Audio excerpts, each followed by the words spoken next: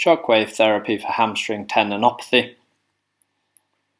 For this condition we're going to use 2,500 pulses, starting off at a frequency of 12 Hz and an energy of 2 bar. Palpate the origin of the hamstrings at the ischial tuberosity, apply some gel, and then we're ready to commence treatment.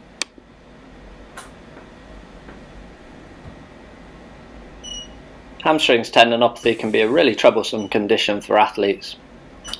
Sprinters and long-distance runners alike can have their training program significantly disrupted by this condition. It's really important with this patient group to take a comprehensive subjective history in order to ascertain their training loads.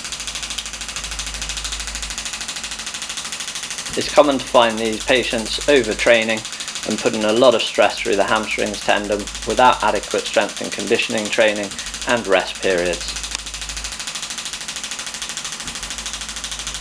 Once we've optimized training loads in the athlete, we find Shockwave's a fantastic tool to modulate pain and also to kickstart an inflammatory response and really ramp up the healing process.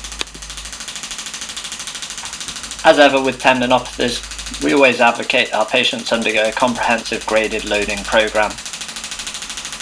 We like to give our patients a variety of exercises to keep things interesting, some of our favourites being good mornings, single leg bridging and single leg pistols, also single leg RDLs and Nordic hamstring exercises.